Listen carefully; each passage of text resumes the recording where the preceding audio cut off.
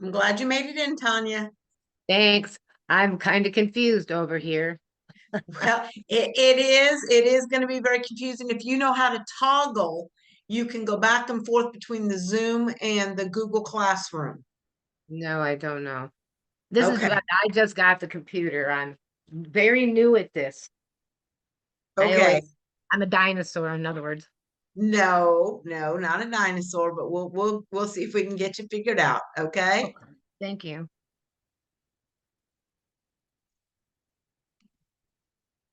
Where'd you go? Hi, Deborah. Oh my goodness. Hi, how are you? I'm doing well. How are you today? Okay, thank you. All right. Is Shirley joining you today, or is she going to No, be on she's not. Thursdays? Okay. Okay. No worries. Okay. And then I had a few little comments for you on your resume. If you've got the time right now to answer it, if not, we can talk about it a little bit later. Okay, maybe we could talk about it a little later. I'm trying to get things set up on the other half of the computer. No And worries. then we can't, I just saw it now. I don't ever go on my email. And then this one, I don't use Gmail or anything Google.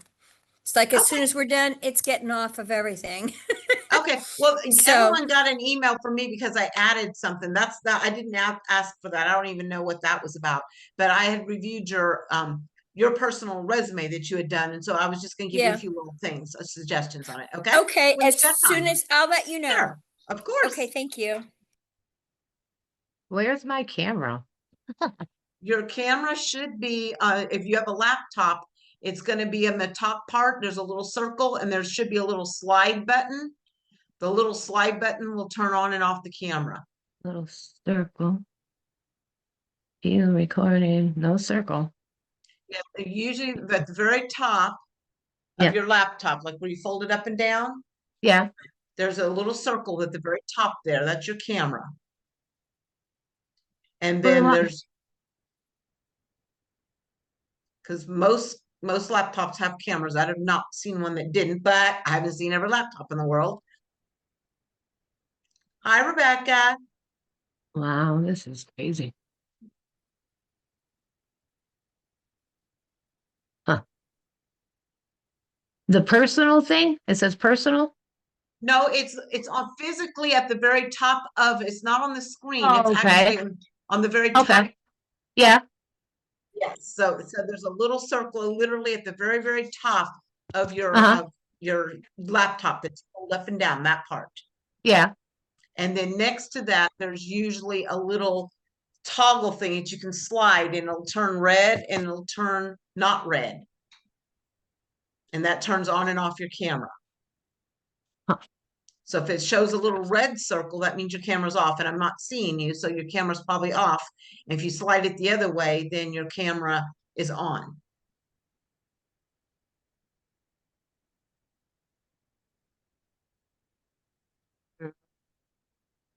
Yeah. Kathy, Hi, Rebecca.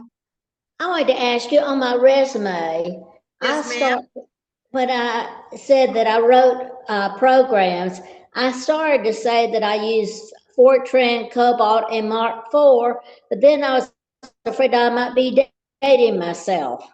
You probably are dating yourself because I'm not sure that any of those programs are in use anymore. I don't know, but I did want to mention that you could list a few things. You didn't really describe what you did at each of those jobs. So I went in and I put a little bullet for a couple of them. And if you could explain kind of what your responsibilities or what you did with those jobs, that would be helpful.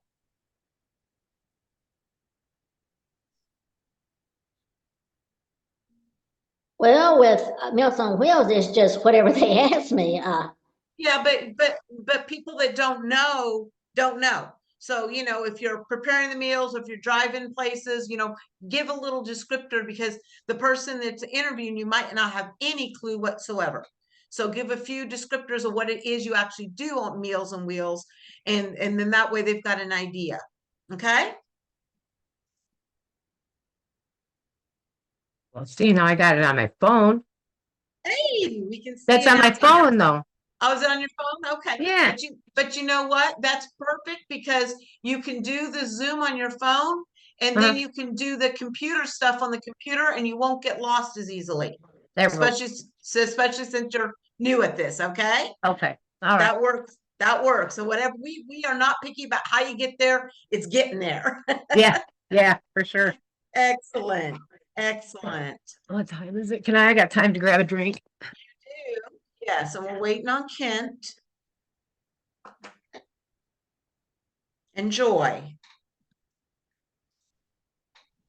Oh, and speaking of Joy, there she is right now.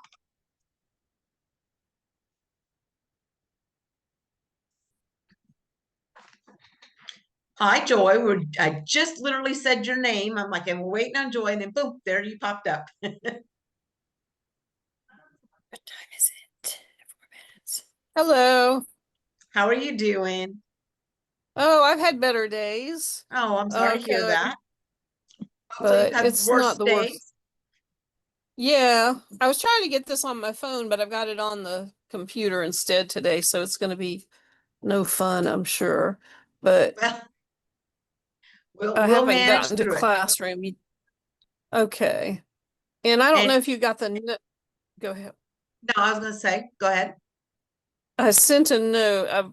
I had some technical difficulties and I did not get the resume assignment done because I was noticed trying to that. do it at work today.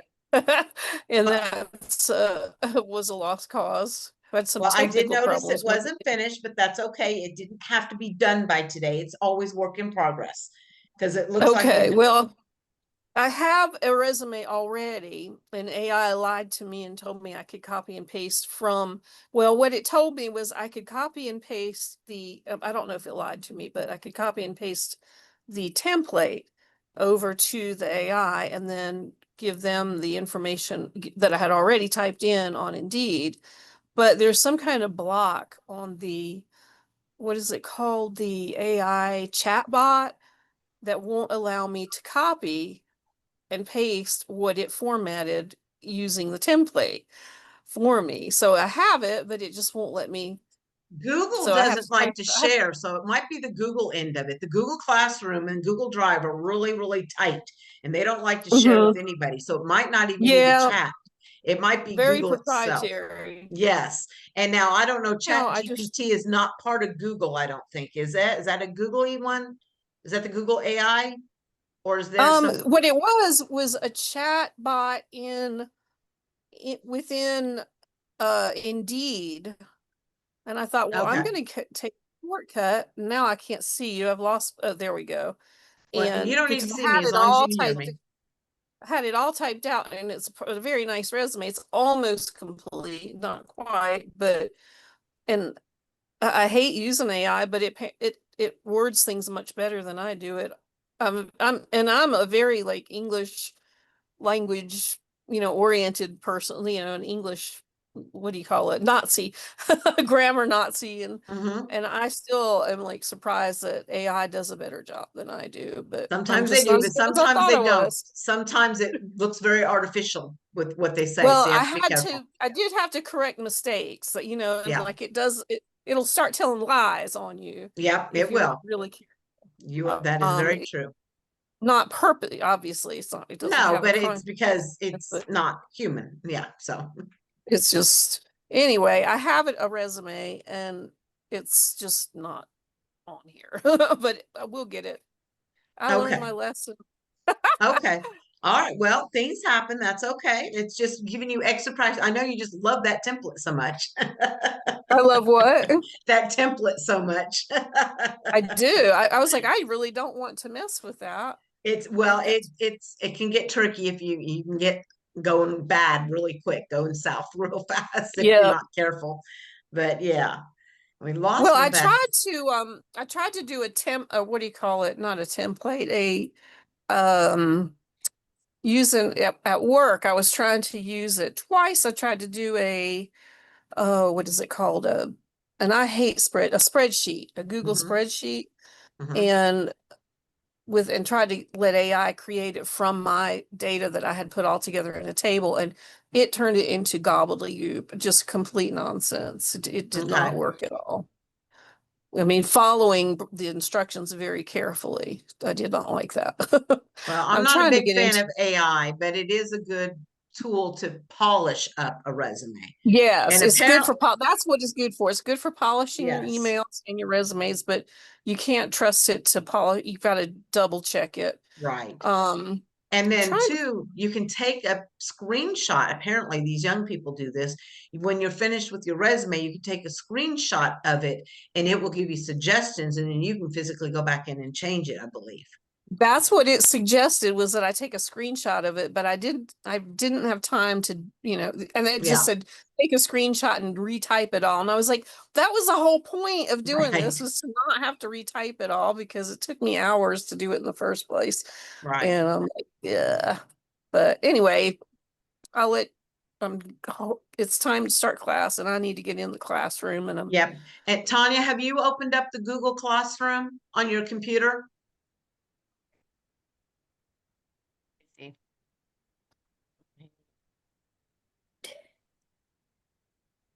Welcome back, Rebecca. Okay, now how do I do that? Okay, for the first time, you're gonna need to go to, do you have a Google Chrome already on your desktop? Yep, I think Okay. so. Okay, open up You Google are? Chrome. Okay. No, did you No, ever? actually, I've got, what is it? Man, The Google Chrome has circles of color. no, but I they'll don't look- have that one. I don't have that Okay, one. do you have Edge or anything Yeah, else? yeah, that's it. Okay, so let's go ahead with Edge. It's easier on Google Chrome. I'm gonna have to walk you through a few more steps, but go ahead to Google Edge or Google Edge. Go ahead and double click open Edge. Okay. Right. Recall. No, I'm so sorry. I tried to get this done. That's all right. Oh, Kathy, Yes, No, that's I not it. got a warning that I'm running low on memory, so I hope it lasts throughout the meeting. the memory or your battery power? No, the battery power is 96.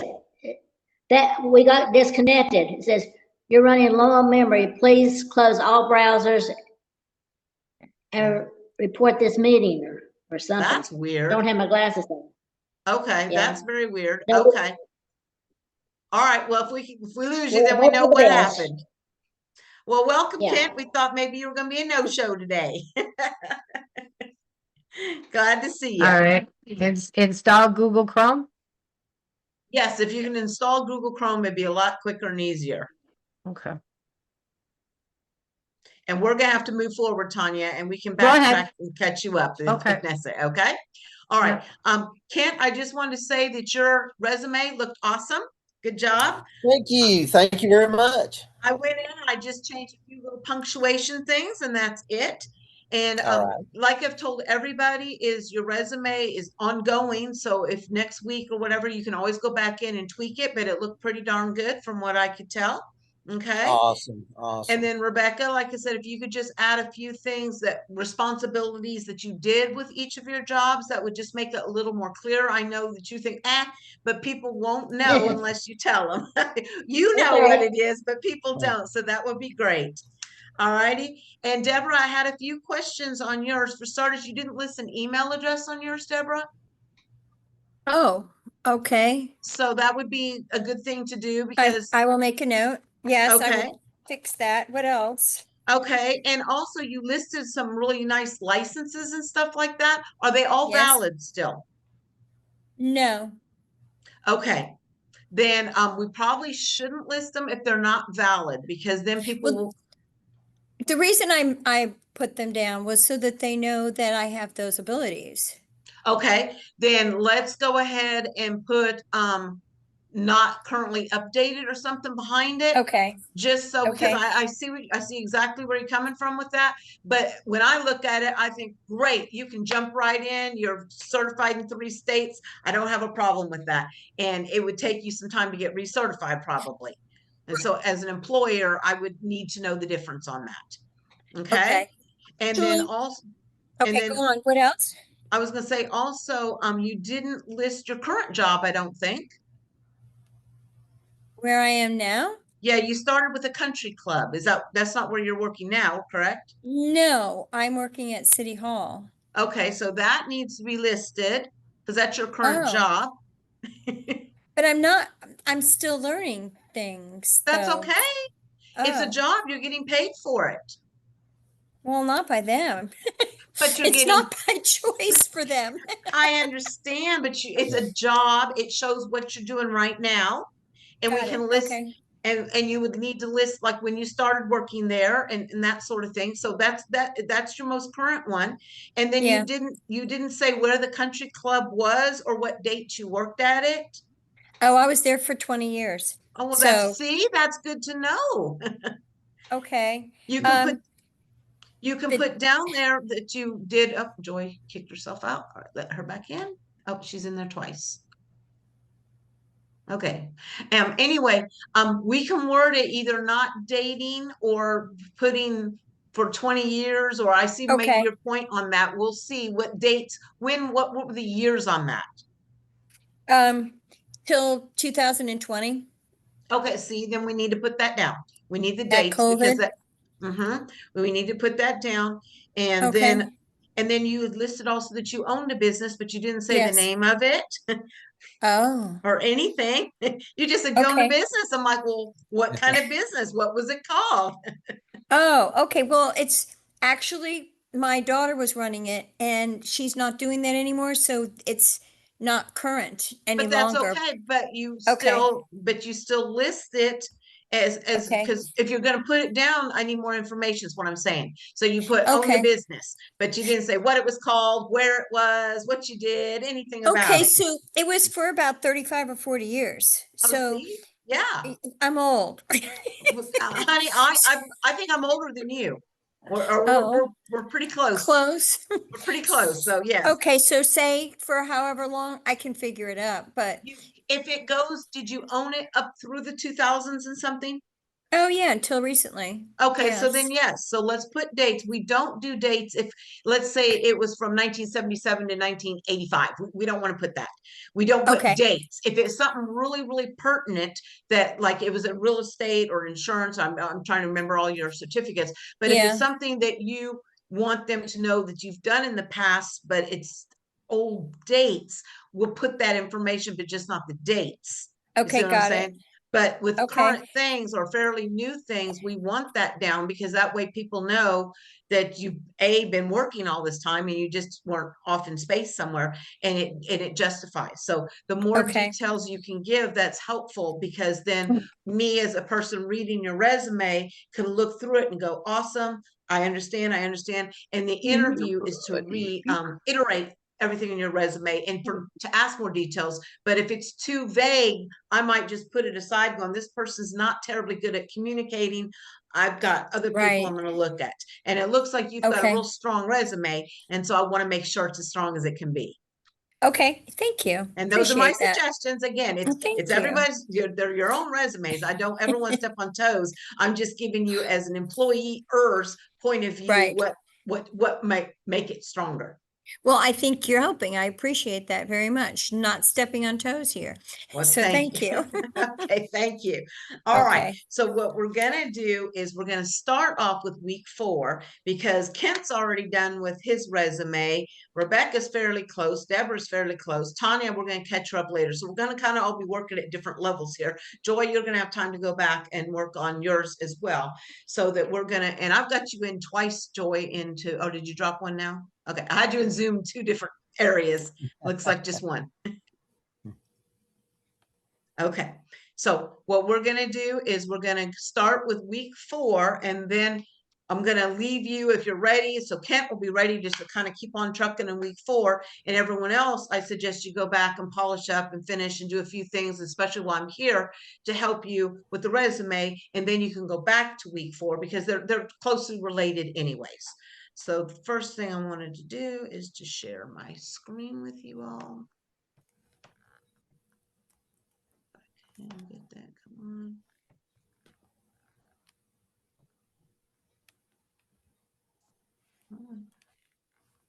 But so I understand you want us to go, all of us together, to week 4, and then when we get to doing the work, those who aren't done with their resume go back to week 3 and then That's- work through week 4. Okay. That's exactly right. You got Okay. it. You got it. I'm sitting there trying to, there's my share screen. So, can you hear me? I can. Okay. So on week 4, we can start with creating a cover letter, or start with job search sites. Yep, I'm loading it up right now. Can you see my screen? Okay, sorry, I Yes, see. that's Yeah. okay. That's okay. I And thought now, I was behind. I didn't. Okay. no, but I've lost a couple people, it looks like. I'm not sure where they have gone to. If you but- see, if you Oh, wait. lose, if you lose me for a second, I'm trying to get it on my phone instead of on the computer.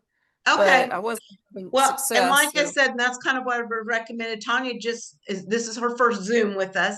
And I recommend, especially if you're not terribly techie, you Zoom on your phone, and then that way you can do Mhm. computer work on your computer, because the phone, Google, again, being Google, doesn't like to work with phones for a lot of the activities. And so it's easier to do that.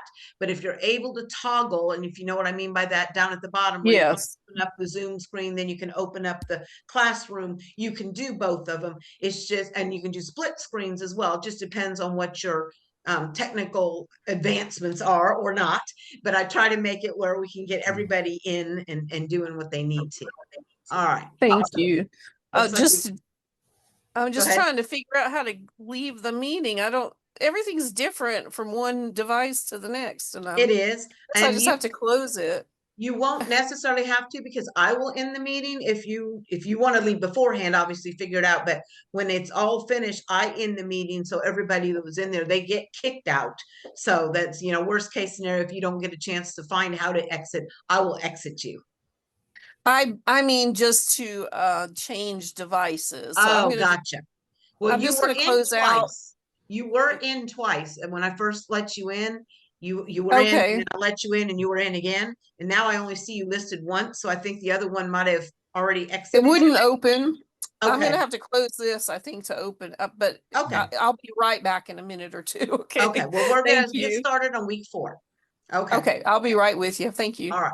So if everyone is in the Google Classroom, remember you hit the SCSEP little link here, and you have 3 tabs up at the top: Stream, Classwork, and People. And you're going to click on the classwork one. You're going to click on the classwork. And we always do this, all topics. We change this. We're in week 4. So we're going to drop down to week 4. Okay. And then, like I said, what we're going to do is we are going to go over everything, sort of some of them more in detail, and then you'll go back, because like I said, most of you are doing a real good job and just have a few things to tweak on your resume, and then you can come back and fix a few little things on here. And remember to keep track on your little timesheet what all you're doing. Okay, Joy, I'm going to let her back in. All right.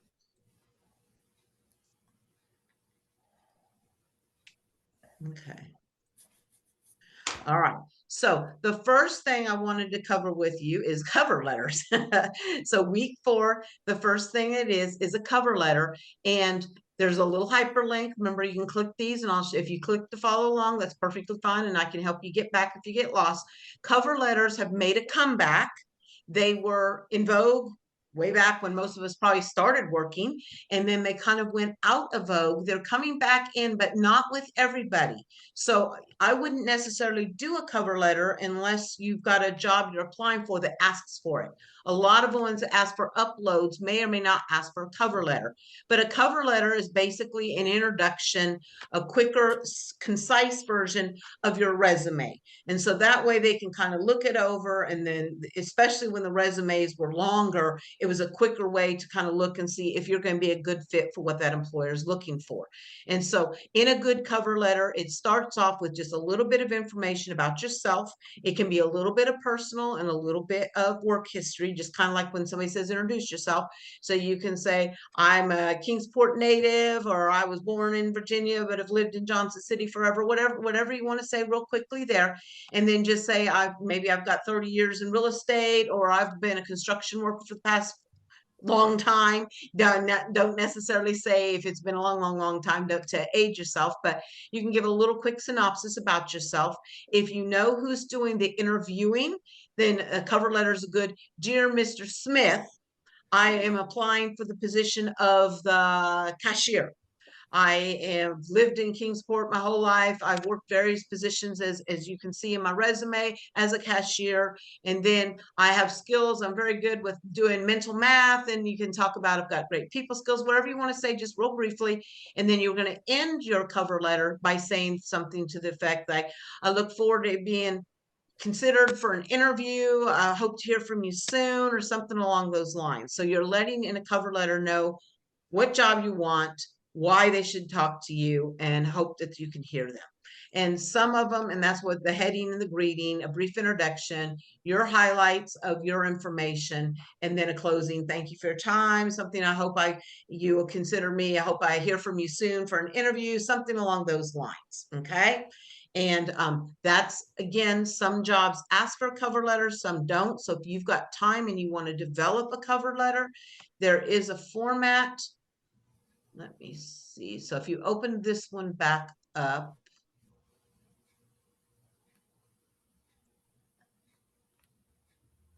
oh, the format's not on here. That's right. I did. Oh, there it is. Here's a kind of a template of what it looks like. So up here would be the same information like in your resume. Here's if you know who's hiring. Here's your first paragraph, state the job you're kind of looking for, maybe even mention how you heard about this. My friend Sarah mentioned that there's a job opening, and maybe Sarah's going to be a good contact for you. Then I wouldn't do 2 to 3 paragraphs. I would do 1 paragraph on describing your skills and strength, because again, you do already have a resume for that. And then your final paragraph mention that you're attaching a resume, you hope to meet with them soon, you hope that you can be considered for an interview, something, blah, blah, blah. So there's a little template here kind of giving you the information. And this is back at the same job, one-stop job thing that we looked at before, Career One Stop, that I showed you. It's a very, very good source if you're seriously looking for a job. And again, I understand that everyone in this little thing, we're all looking at different things. Some of us want a job, some of us are happy where we're at. But I want to have that available for you, because like I said, everyone's situation could change at any time, where you think you don't want another job and all of a sudden, I need a new job. So you've got that resource. Okay. And so up here at the top where it says, how do I write a cover letter? We're going to close that X out if you opened up yours. And we're back to week 4 resumes, job transitions.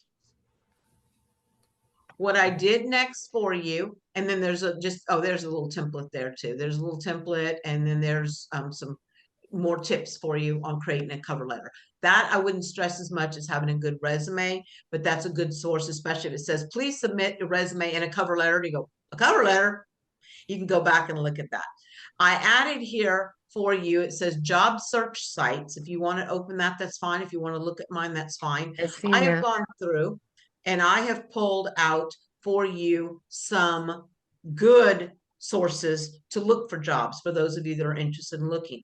The first 4 are very well-known ones that aren't ripoffs and scams, because unfortunately, a lot of these places that you think you're applying for jobs are scam sites. And it's hard to tell sometimes. You have to be real careful because sometimes it looks very similar to what you've seen or heard before. And so the first four, Indeed, the jobs for Tennessee.gov, if you're a Tennessee resident, which you all are, ZipRecruiter and Monster are all very common ones. But what I also pulled for you were some of them that are for people that are more mature. They already expect your age to be 55 or more. So that kind of is a good thing because you're not worrying, oh my gosh, are they going to slight me because they think I'm too old for the job? So these flexjobs.com, jobleads.com, workforce50.com, ARP job board, which doesn't have, you just Google ARP job board, and retirementjobs.com, all are places that will have job opportunities in our age bracket, which is a nice thing because then we're not having to worry so much. Oh my gosh, they're going to pick a 30-year-old, not me. They're already expecting you to have a lot of experience. I don't remember which one of these. One of these is a trial one where you can do it for 14 days for free and then they want you to subscribe. I wouldn't do that. I personally, it's $14 a month, I think it is, but you can try it and see if there's any jobs out there and then cancel it before the thing. You don't have to pay and then you can figure out. And if you found it useful and lots of great things, obviously you could stay the course, but I personally wouldn't pay for that when there's lots of other job site opportunities out there. But I wanted to share that with you. And I probably am going to send it in an email as well so that you've got it in an email for those of you that have trouble getting back into the Google Classroom or you forgot where you saw it. I'm probably going to go ahead and email you a copy, but I wanted to make that readily available for you. All righty. To close this out, move your little mouse and there's going to be an X right next to this little blue thing right here. This little X down here. Don't X out at the top because then you're going to have to get back in the Google Classroom. So we're going to close out this little PDF right here next to the little blue box. I can't actually see what you're doing, but oh, now I do. Okay. As soon as I was finished, you can see. Oh, I wasn't, never mind. I wasn't in the PDF anyway. I couldn't find it. Well, it's there. It's the second little bluish gray box. So the first one was about cover letters. The second one was a little list I put together of job search sites for you. And now we're going to the third one. Okay. I see. I see. Okay. So job search sites and then. Right. Thank you. Okay. Of course. And again, I'm only highlighting some of these. Please go back and look over these more carefully. That's why they're here. They're sources and resources as well for you. And I'm not going to spoon feed everything to you. And again, everyone's at a different point. So I don't want you all to be listening to things that aren't pertinent to you right now. But what I do want to open up is this third one down here that says job scams beware, be aware. All right, so I'm going to open this one up, job scams, be aware, because this one is real pertinent regardless of your age. Oftentimes they do victimize older people because we are more trusting, we are more sincere and caring, and we become targets because of that. But a lot of times in the job world, there's a lot of people that scam on anybody because they know there a lot of times a person's very desperate for money and they're looking for quick money because they've got bills due and that sort of thing. And unfortunately, scammers will prey on that. And so what I wanted to share was a few things that if you've got common sense, you kind of know these things already, but you kind of get caught up in the moment sometimes. So I just wanted to focus on these.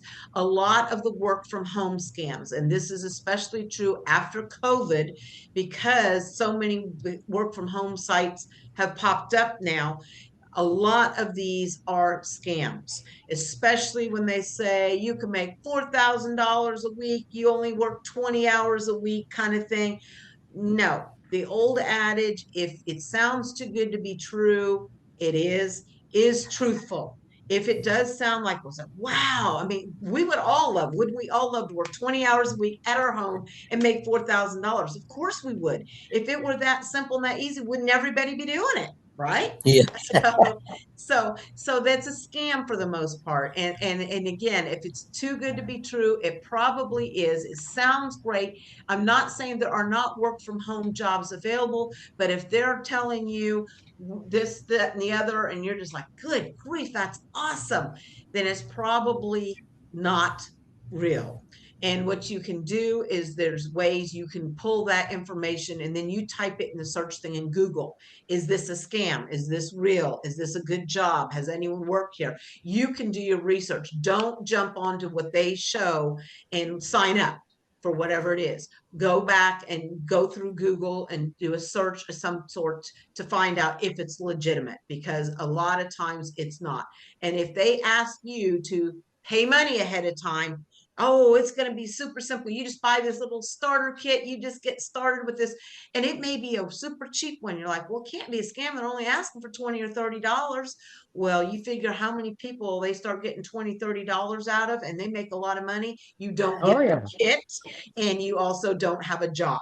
So it's usually a scam. If anybody's asking you for money up front, 9 times out of 10, it's a scam. Unless it's something like, if you know, like Pampered Chef a lot of times, and like Mary Kay and other cosmetics, they may ask you to buy an intro kit, and Tupperware, I think, did that kind of thing, where you've got supplies to show people. There's some differences, and most of us know the differences. But if you're looking at something and they say, oh, it's simple, you just need to buy this quick little program, or you just buy this little course to learn how to work at home, don't do it. The next one's a really weird one, and I don't know why people would want to do this, but there's a new thing now where they ask you to reship things from your home. So they say, hey, what we're going to do is we're going to send you this stuff, you rebox it, you send it to the people that ordered it. Huh? That don't make sense. No, but it's a thing, and it's a scam, and people fall for it. They're like, oh, okay, so I'm going to send you a bunch of blankets, and you're going to repack those, and you're going to send them off to Johnny that ordered them. Well, it's something's very illegal probably about all that. And now your name is on that package, and you've become the middleman. So if and when the chips fall, you're the one that's going to be the one getting hit, not them. And I don't understand why anyone would even do that, but apparently it is a thing where they ask you to kind of get packages, take out the original receipts and package and rebox it and send it to somebody else, and people are doing it. It's a scam. And to me, It sounds like a scam. being in possession of stolen property or something. That's exactly what it sounds like to me. Exactly. But for some reason, people keep falling for it. I'm like, oh, there is no way. It sounds like exactly that they've stolen stuff, and you're going to take the fall for it when it comes back and you sent stolen goods. Yeah, no, don't do that. And the same sort of thing with reselling merchandise. They might do the same thing, like, oh, do you want a Dooney Burke bag? Well, you can be a representative. We're going to send you a bunch of Dooney Burke bags, and you pay a super cheap price, and you can go ahead and resell them for whatever rights you have, and you make the money. Either A, they're fake, or B, they're stolen. And again, it's the same sort of thing. If they're sending you new stuff to resell, why aren't they selling it themselves? Kind of thing. It's another scam, but people will fall for it. That they'll ask you to help them sell some brand name, something or another, and you get to keep all the money. No, and nobody's going to ask you it. No, it is no. And then another one, if they ask you if you want to be a virtual assistant or a nanny or some sort of thing like that, and they're even offering to give you money before you even start working. No, nobody does that. You got to work and then you get paid. That's been the way it is. But if it sounds too good to be true, then it probably is. And they'll go, oh, well, you can help us out, and you keep some money and then you send the rest of the money on. And no, none of that. No, anytime they're asking for money, there's a good thing with that. So don't do that. And this can or cannot be, sometimes it depends on the source, mystery shoppers. If they ask you to go out and buy something and they're going to reimburse you, chances are it's a scam. If they are asking you to pay upfront something, again, as some sort of fee, a class to join to learn how to shop, that sort of thing, it's more than likely a scam. Now, there are places that do ask for mystery shoppers, but they reach out to you and it's a legitimate site kind of thing. And then you Sometimes you do submit a receipt and get reimbursed, but usually that's not how that works. Anytime that there's upfront money or that you need to be certified to do it, that it's usually not a valid thing. But again, you just have to kind of have some sense, research it before you get involved in it to make sure that that's truly a legit thing. And don't be sending them information. Never give out like your social security number and banking information. Never, never, never, because that's always going to lead to a bad thing. Never going to be good. And then there's some of them job placement service scams, and you may have seen these if you're looking for jobs. They'll pop up and you're like, oh, and a job for, oh, that'd be perfect. And you start filling in all this stuff. And now suddenly they want money. Most job search places don't want money. Again, anytime they want, or if they're really urgent, hurry up, I need this now, hurry, hurry, hurry. That's usually a scam as well, because they don't want you really thinking. They don't want you going back and researching it. They want to get your money while you're still on the hook, so to speak. So you need to be careful with job placement places, because sometimes it might look, maybe it says indeed.org instead of indeed.com, or maybe it says Indeed, and it's got an extra E in there. You got to kind of be really careful, because those will be fraudulent. They're preying on the fact that it looks very close to the real thing and that they're going to get you. So you got to be careful with that. That's why I went ahead and gave you that list of valid sources for you. And then also there's a lot of people that want to get a government job or a postal job, maybe not so much the postal anymore since they're not doing well, but a government job because they seem safe and secure and that sort of thing. And they'll promise you that you're going to get this great paying job and you're going to get all these benefits and stuff like that, but you're going to have to score really well on the exam. So they're going to show you how to score well, or they're again sending money, or they're wanting to they'll give you hints and stuff like that. The postal service and the government jobs are free. They're free to apply. They're free for everything. And if somebody's asking you for money up front again, it's usually to scam you, and you might pay them the money and that's it. You don't see your money anymore. So never a good thing. All right. Any questions on the scamming stuff? Yeah, we just have to be careful. All right, you can close up the little X next to where it says job scams. And the next one is talking about types of interviews and doing interviewing. So let's say your wonderful resume has landed you an interview. Yes. Now what? All right. There's lots of different ways they can interview with you all. And they might just do a quick, what they consider a screening interview. They're just going to talk with you briefly to see if you can answer some of their questions that they have to make sure that you're a good fit. And they could also ask you a bunch of, and this is kind of in bigger corporations, they'll have you take an exam, even like a psychology exam, a behavior exam, to see if you're mentally competent enough. If you trust that the person is somebody from that job, they do that sometimes.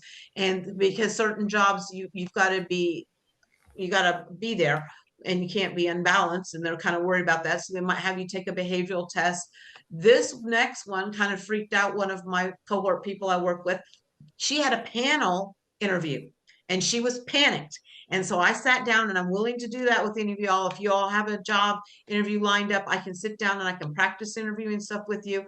And I told her it was a panel, and she freaked out. It was a panel of 3 people, and they sit across from you, and the 3 different people come at you with questions. And if you're not prepared for that kind of thing, it can be a little unnerving.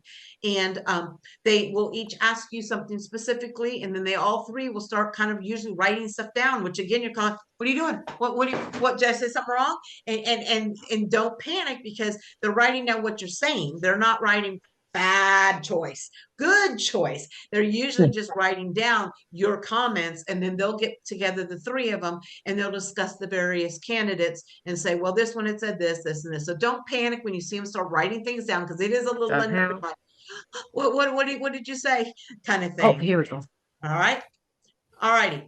And then they might ask you, depending again on the job, to demonstrate a certain skill. For instance, if you say you have knife skills, they might ask you to come on back and they hand you a knife and ask you to cut a mushroom and see if you're capable of cutting that mushroom or not. You might be interviewed in a group. which is another one that's kind of unnerving. There's a whole group of people, and they might ask you all the same questions. So blah, blah, tell me about yourself. Blah, blah, tell me about yourself. Blah, blah, tell me about yourself. That means that the interviewer doesn't usually have a whole lot of time. They're listening to a lot of people. It's kind of like when people are auditioning for shows kind of thing. It's almost auditioning for a job. It could be that sort of thing. Okay. And it could be a simple, hey, come on in and meet the team. It could also be come and have lunch. There's lots of different ways it could do interviewing. Of course, the one-on-one is what most of us do. They could do it over the phone. They could do it video. They could do it in person. So there's lots of different ways that people can interview, and you just kind of have to be mentally prepared for which way that was. And like I said, the lady that I helped was not mentally prepared for a panel, but she got that. And unfortunately, because I talked with one of the panel judges afterwards, she didn't do everything that I kind of recommended, because when you do a panel, it's a really good idea to go up and shake hands of all the panel people. Introduce yourself to the first one. Hi, I'm Kathy. The second one, hi, nice to meet you. Third one, thank you for your time today. Something like that helps break the ice. And that's one of the first things you should do, make eye contact and shake hands and stuff when you're doing an interview. And she freaked out on that, but she recovered and she did well. And she also said that most of the questions I'm going to sit there and talk to you about here coming up are questions that they did, excuse me, ask her. So the next portion that we're showing here is real. All of this is real. So if you are truly looking for a job, I'm not snowballing you here. This is kind of what really goes on. So if you want to close out the types of interview, if you open that one up, close that one out, scroll down, prepare for the interview. We'll just look at this real quick. This is where, again, you introduce yourself possibly, okay? And employers, there are kind of questions they might ask you, you need to prepare yourself for. Research and questions, anticipate some of the questions that they're going to have for you. Practice your answers. Prepare your own questions in advance. You don't want to sound scripted. You don't want to go, hi, my name is Kathy. I would like a job with you. That doesn't go over well. But at the same time, when they ask you a question, you go, that doesn't go over well either. So you have to find the happy medium in between, being prepared for some of the possible questions they're going to ask and being prepared to answer them. Coming dressed appropriately is another thing. Most of us, that's not a problem with. It's the young people come in the midriff shirts and the ripped jeans, and they're coming in going, hi, I'm here for a job interview. Now, sometimes you might just drop in a place and they might want to interview you on the spot. And I would personally say, oh, I'm not dressed appropriately today. Letting them know, you know, that you should be a little bit more put together. And most of the times they'll go, that's okay. If you have time, I'd love to interview you right now. They do that, but you make sure you let them know this isn't wearing business casual is what you should be wearing for a business interview, not a suit and tie, not a prom dress. You don't have to go all out kind of thing, but you do want to look professional, even if it's a job that you know probably isn't professional, but you are still expected to do that. Okay. And then here again are the types of interviews. Usually it's a phone or in person, a video call, or even a group interview. All righty. And then follow up is really important if you can. If you are able, if you know the email address of the person, it's a good idea. Or if they contacted you via text, do a follow-up. Hey, I appreciate your time. I'm still really interested in the job. If you'd let me know. And it's kind of a nice little thing. I thank you so much, that sort of thing. If let me know if I'm qualified for the job, or if the job will be available to me. Anything along those lines is a little thank you, because that does let them know that you were serious about the job when you do a little follow-up thank you for their time kind of thing. All righty. And so again, I'm just kind of skimming through this. This has got a lot of good information. And again, I know a lot of you are not seeking a job right now, but you never know when you might be. All right. So if we close up that little box that says prepare for the interview.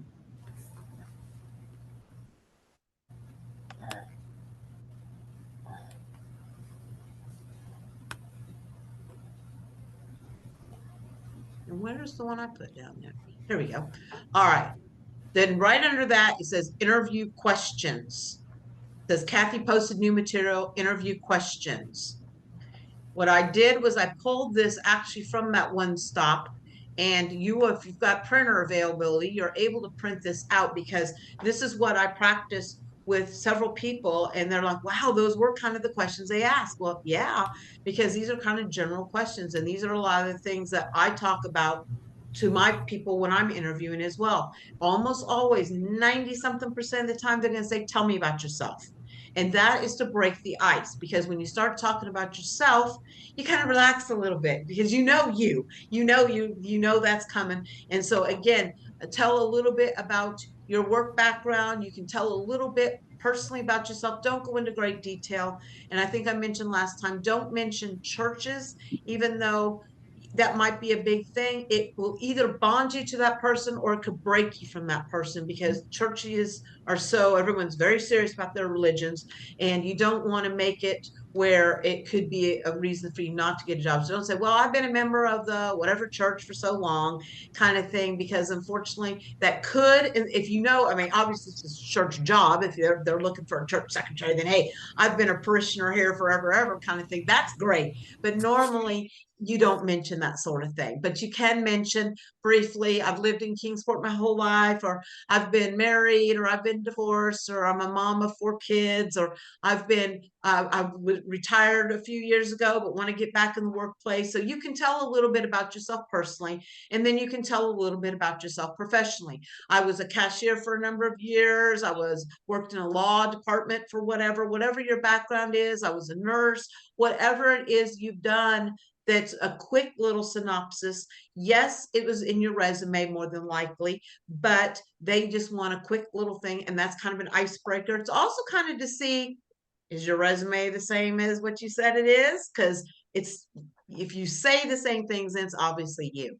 And again, some of these questions are on your resume, but again, they're just kind of double checking, or maybe they want a little more information. So they can ask you about your education. They may or may not, depending on the job. I don't usually ask about education with my employees, because that's not necessary, even whether they graduate or not, for the positions that I'm looking to hire. But depending again on the job, they may ask you that. I will ask them about their skills, depending again what position I'm hiring for. Tell me, have you been a server before? Have you worked in the kitchen before? Tell me about your phone skills. What are your people skills like? Tell me a little bit about what your skills are and what you can bring to the table. So that's something that you have to be kind of prepared to brag about yourself. One of the main things here that's hard to do is talk about weaknesses, because we want to make sure our weakness isn't going to keep us from getting the job, because they can say, tell me about a weakness you have. Don't be telling them, I hate people. Don't say, I usually call in work once a week because I don't want to go. Yeah, I'm always late. I have a filthy mouth and cuss up a storm. No. Now, maybe those are true things, possibly. I hope not. But that's not a weakness you share. You need to come across with a weakness that is a fixable weakness, or one that's not as weak. For instance, I'm kind of shy and don't talk very loudly at first. Okay. But then follow that up. I've since learned to be a little more assertive and a little more outspoken. Or like for me, my weakness, anytime I've had people ask me that, is I'm a perfectionist. And that really is a weakness, because I really will fixate until it's right. And and that's what I'll say, it's like, I'm a perfectionist. And then I follow up. I have learned to let some things go. I've learned if I've done my very best, that's all I can do. And I've learned to move forward. An employer doesn't mind hearing that. That means, oh, good, that person at least isn't going to slop through things. They're going to take their time. And them knowing that I know it's a weakness, and how I kind of prepare for that is another good thing. Maybe your weakness is you're too social. And so you have to say, well, I'm very social and I love to talk with everybody, but I have learned to keep that during my break time. So you're talking about what your weakness is, but then you're also saying, how you've resolved it. Or maybe your weakness is you get to work too soon. You're too punctual, and you just sit there in your car because an employer doesn't necessarily want you logging in like 40 minutes early. So if your weakness is I have to get somewhere early, but I don't clock in until I'm scheduled to clock in. So you're letting the employer know, yeah, I always arrive early, which is a good thing. It really is. But they don't necessarily want you riding the clock and not doing anything. So you see what I'm saying? So you have to come up with your weaknesses, but you have to spin them in a positive way. You don't want to be saying things that were like, well, I don't want somebody that's going to call in sick every week. And I don't want somebody, this is a customer service job and they hate people. That's not going to work well. Or if it's a phone kind of thing and then you talk too quietly and nobody can hear you on the phone, that you said now you've learned how to speak up. Okay, I'll consider that then. Okay, thank you. And you might be talking quietly in your interview. And so they may say, can you speak up a little bit for me? So you want to spin it in a way that makes you come out good so that they will want to hire you. Okay. So then they'll also ask you about your strengths. And here are some things, if you're still working on your resume, that you can include in here. These are soft skills.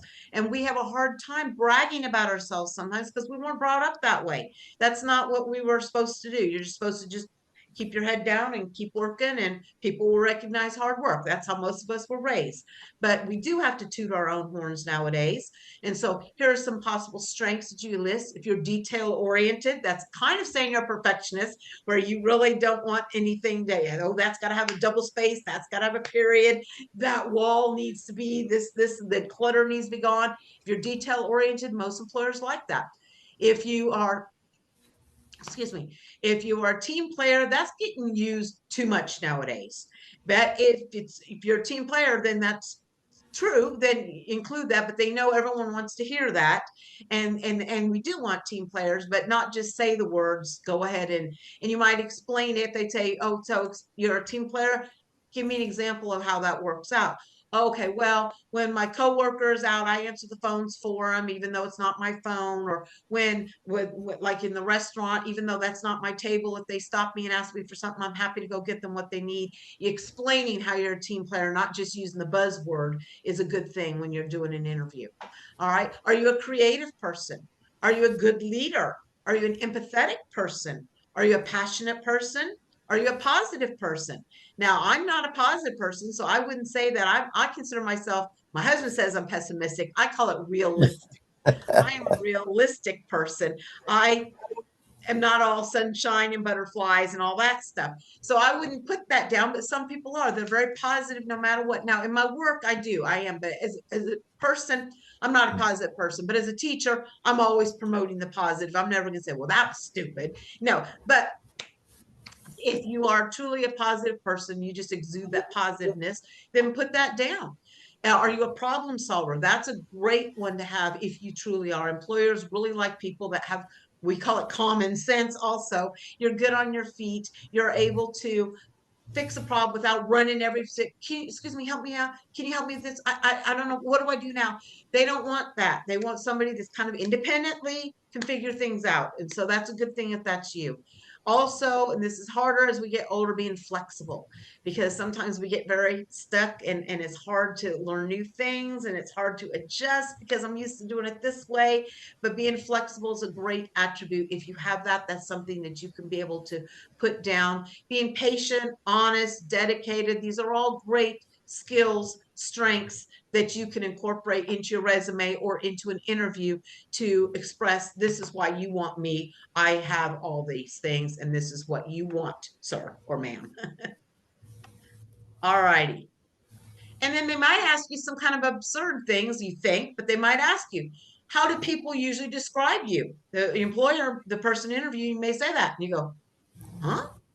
They want to know how people usually describe you, which means how others see you. So that's where you can say, well, they say I'm a very compassionate person, that I'm a very understanding person, that I'm a team player. A lot of those strengths that we were listing, if people do say that about you, then that's where you can say things. That's where some of your strengths can be mentioned in that way. Another one that can kind of be a gotcha, you got to be careful. Describe your best and worst bosses. Your best bosses, that's easy. Worst bosses, just be really careful because this is a small area. And if you start talking smack about somebody, that can get you in trouble. So you have to kind of word it in a nice way. So maybe your worst boss, you mentioned, well, I didn't really get along well with my boss at Cheddar's because we really were on different wavelengths and we just didn't really connect. Leave it like that. Don't say, well, Tammy was a real pain in the butt and she never believed me and always took Sarah's side, and it was just ridiculous because they may know Tammy. That may be Tammy's daughter. That may be her brother or father. Somebody works there, and you may have just ended up. So you want to be real careful when you're talking negatively. Same thing about why did you leave the workplace? Oh, it was horrible. They treat you like crap. They give everybody else. They play favorites. You try not to do any of that. You go, well, I was looking for a different situation. I was hoping to work more. You word it somehow where it doesn't badmouth where you were. You may be just a little bit because obviously you're not there anymore, but you can simply say, I was looking for a change, or maybe it was a little too far away from my home, or come up with something that's not going to make you look bitter and it's not going to put somebody else in a bad light, because like if you've been around here long enough, you know everybody knows everybody. And if they don't, they know somebody that does. And so when they're done with the interview, they'll go, hey, I was interviewing Deborah. Do you know her? Deborah, yeah, I do. Well, she was saying, really? You know, so you got to be careful. And you guys already know this for the most part, but you just kind of be careful in how you word things. The next one, they may or may not ask more mature people like us, where do you see yourself in 3 years, 5 years, 10 years? They may ask that, and they're not asking that to see, you know, to catch you. And they're wanting to make sure you're serious about the job, because you say, where do you see yourself in 3 years? Now, smart alecky people say, well, I'll probably be dead. Don't do that. Don't do that. But say things like, well, I'm hoping that this will be a good fit and I'll still be working here. Don't say, well, I'm hoping I retire, for God's sakes. You know, they don't want they don't want to hear that kind of thing at all. So that would not get you, because they're investing the money to train you. So that's why they're asking what your expectations are. So if you're saying, and again, you guys are not going to be foolish enough to go, well, I'll probably find a better paying job than this by then, I hope, you know, that, but they're testing you to see. So you need to come up with something kind of positive that you plan on being around for a bit, that you're not just going to job hop and they're not wasting their time. That's the purpose of that. So be prepared to come up with a smooth answer for that. And then another one they may ask you is, what draws you to this company, or why did you apply for us, or how did you hear about us, that sort of thing. So you kind of should look up a little bit about them to say, well, I really like how you help out the community, or my uncle used to work here and he said this is a fantastic place to work, and things like that, so that you have a positive, and that makes them feel good. It makes them feel like, wow, they want to be here. That's a good thing. Not, well, I need money, I got bills due, I'm about to get my car repoed. You don't want any of those things. Why you want to be at this company? That's not what they want to hear. They want to hear something specific about why you're working with this company. And they may even ask you at the very end, well, they might also ask, what unique qualities do you bring to the job? So if I hire you, what are you going to bring to the job force? And that's again where you can talk about your strengths and your skills and why they should hire, because you've got lots of experience and you've been around the block and you know what's going on. And they could also ask you, do you have any questions for me? And a lot of times when I interview people, they go, no. And that's not the right answer. What you need to be doing is kind of listening, because you have answers, you have questions, and not how much is this going to pay is not the right way to ask it. You should already ask, or should already know, but you can say, well, is there an approximate pay rate? You can kind of word it nicer, but what they're wanting more is you can say, well, could you explain what the dress code is? Or don't say, so when's my first day off? Things like that. So, but they will ask you if you have any questions. And if you can't think of anything, if they've answered all your questions you want, turn it around on them and go, how long have you worked here? Or what's real, what would people say? Let me see, let's think another one. How long have you worked here? What do you enjoy about this job the most? Spin it around on them a little bit if you have no questions, because if they ask you if you have questions and you say no, then it doesn't sound like you're that interested, and so they might take it. You might be, and you might just have frozen up on it. So that's a good idea to kind of think all these things through. All right. This is a PDF. So you close out the little X to the side. I tell you, allergies are just never going to go away this year. And scroll down to practice answering common interview questions. So this is for Kent. The rest of us will back up and get to these two things later. There's a new assignment here and a question to be answered. And I'm going to do the question first because it's easy. The question just says, what makes interviews feel challenging and what helps? And so this is one of these that you just go down here and you type your answer. So the question again, and then you just hit submit when you're done. What makes interviews feel challenging? So in other words, what's kind of scary or upsetting about it? And then what helps? So if you're saying, I'm afraid to talk to people, what's going to help that? Getting out and practicing interviews, maybe. Or what makes interviews feel challenging? Being on a Zoom meeting. How can that help? Practice doing Zoom meetings, things like that. So they're asking you what you feel might be a hindrance during an interview and how can that be rectified? How can you fix that? So that's the little question that you'll just answer your name, or sorry, you type your answer, blah, blah, blah, and then you hit the little turn in button. And then up here is the assignment. Up here more. Come on, Kathy. Get it up there. Where it says Sydney posted a new assignment. This is where what we were talking about, you can practice putting it down in words. And so when you click on here, this is one of these crazy ones again, that it's going to say your work, either up here in the corner, it might be a big blob, or it's going to be down at the bottom. It's going to say your work. And the chances are it's a big blurry blob. If it's a big blurry blob, then you click where it says make a copy, and then your name is going to come up twice and you click your name. It might have your work and your name show up. Awesome. Then you just click your name. It might have your name twice. Just pick one of them. All right. And then it will then have a worksheet that most of it you can type on. So this is, you just read up here some interviewing tips and stuff like that. And it has about 6 or 7 questions for you to think your way through. So question 1, tell me about yourself. So you type, click down here and you type. So if somebody says, so Kent, tell me about yourself, then you would type in more or less kind of what you would say, so that you're already processing this now, so that if and when you're ready for an interview, you've already kind of thought this through. Okay. And then they give you little suggestions on how to answer this. The second question, what are your strengths? So again, talk about some strengths, and you can also give a short example. So if you're a team player, say I'm a team player, and then give an example. I answer the phone when my coworker's out, or blah, blah, blah. And then another strength, I'm very punctual. I'm never late to work. And if I have to miss for some reason, I give as much notice as possible. That sort of thing. All righty. Question 3, what is a challenge or weakness for you? And again, be careful. Getting up and getting to work on time, not what you want to put. Maybe it's a challenge to speak loud enough in a group setting. And so put that down. And then or a weakness, like we've talked about, something that you can say that's not gonna not get you the job, that you can explain then how I can overcome it, kind of thing. Question 4, why do you want this job?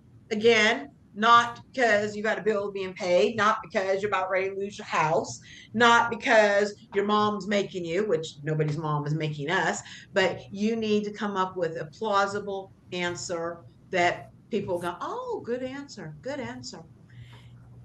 Question 5, describe your work experience. So here's where you can kind of type down kind of a summary form of your resume, I've worked as a cashier, I've worked in the kitchen, I've worked in the library as a blah blah. I was a truck driver driving from California to Pennsylvania for, whatever it is.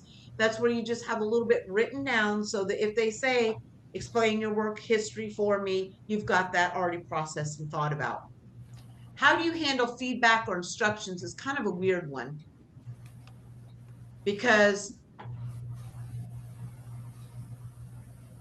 nobody likes to hear criticism, but how we process it is important. So when they give you information or feedback saying, you know what, I noticed, Joy, that you left your desk a mess. We need to take that and take care of that. Joy could be like, and freak out and cry and so forth and so on. But I hope not, because that's not what they want to hear. You said, well, I will accept the feedback and I'll make every effort to improve that, is kind of the way they need to do. So, or I'll listen carefully next time or whatever. So they might ask you a question like that, which is kind of a weird one, because no one wants to hear, but nobody's perfect. So we will be making mistakes and we will be hearing criticism and that sort of thing. We need to be able to, and if it's positive feedback, we also don't want to go, yes, I'm the best, that sort of thing. We need to handle everything graciously and so forth. And so that's kind of the answer they're looking for there. And then number 7, how do you work with others? And again, these are basically very similar questions, because these all kind of come around in some format if you're doing an interview. So how would you answer? How would you work with others? And they're giving you some examples that you try to communicate well, that you stay respectful, and that sort of thing. And then here's this: do you have any questions for us? And then here's some suggestions that they give. And like I said, you can always turn it around and say, how long have you worked here? And how long do most employees stay working here is another good one, because why is that position open? You can't say, so what happened? Why blah blah leave? You can't do it that way, but you can say, on average, how long do people stay working at this location, kind of thing. And if they're honest, they may say, well, about every 6 months we're trying to hire somebody new. Then that may say, maybe I don't really want to work here. If the turnover is that high, there must be some good reasons for that. So think through what kind of questions you're going to have. And then the last one's down here. You can't circle. This is another one of these worksheets where you can type in, but you can't circle them because it won't let you. And then if you want to do these bottom ones, it's up to you. Practice reflection and next steps. What question felt easiest to answer? That's on this list that we just did. And what question felt the hardest on this list? And that's just kind of making you process it. And then next steps is just telling you what you should do for the next steps in order to prepare for an interview. Okay, so here we go. So if you are done with your resume, and right now that's just Kent. Kent is going to go and he's going to answer these questions, and he's going to answer that one little question on the other one on week 4. And Kent's done. He can log out, go and have himself a great old time. All right. The rest of us, we are going to back up. So I'm going to close up this one. We are going to go to week 3, and we're going to go back to our resume, and we're going to tweak it a bit. And then we're going to get Tanya. Hopefully we can figure out how to get her in and on if she's still there. I'm not real sure. She's been super quiet. So we're going to see, but go ahead. I'm here. Good. And we're going to make sure, see where you're at right now, and we'll get you caught up then. Okay. Now, on week 4, there's 2 parts that we submit. One's a 1 question, one is that 5 or 6 questions. That is correct. So we're going back first to week 3, unless you kind of did that already on the slide, Rebecca. I know you're pretty quick. Okay. So we're going to go back to look at our resume. We're going to tweak it a little bit. And Kent, you're more than welcome to go back and look and see if there's anything you wanted to add. It looked pretty darn good. Or if you want to look and see what I did, like I said, you just had some commas I took away and some periods and just a few things I tweaked on there. And I think I changed something with your education. I just put graduated or something like that. I just tweaked a few little things. So you're welcome to go back and look and see and fix it if you didn't like what I did. Hey. All righty. Thank you, Kathy. Of course. All righty. So the rest of us, we're going to go to the classwork again. We're going to do the drop down all topics. We're going to go back to week 3. So go to the classwork 1, week 3, resume and job. What happened? I don't know how to get back there. I'm on interview practicing worksheet with talking and I don't know how Okay. to get back to where I was. I Okay, can't figure it look, out. look at your top tabs. Look up at the I top. have practice answering, I guess, communication. I don't know, practice. And then it shows where we just were. And then I have practice interviews. That's all I've got on top. Okay, then look to the far left, there's a back arrow. There's like, I click, see the back arrow, but it's faint and I can't highlight it. But I see the one that's like where it says refresh. I see one that's kind of curled like this, but nothing happened when I clicked on it. So I don't know what to do. okay, the one next to refresh might be faint, but still might work. So click that and see if it takes you back. The refresh one? Nope, the one next to the refresh one, the arrow that goes that way.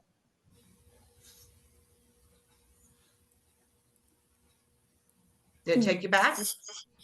No, if it doesn't do anything because it's not It's okay, so dark, it's light. okay, all right. So let me see where you were. Why?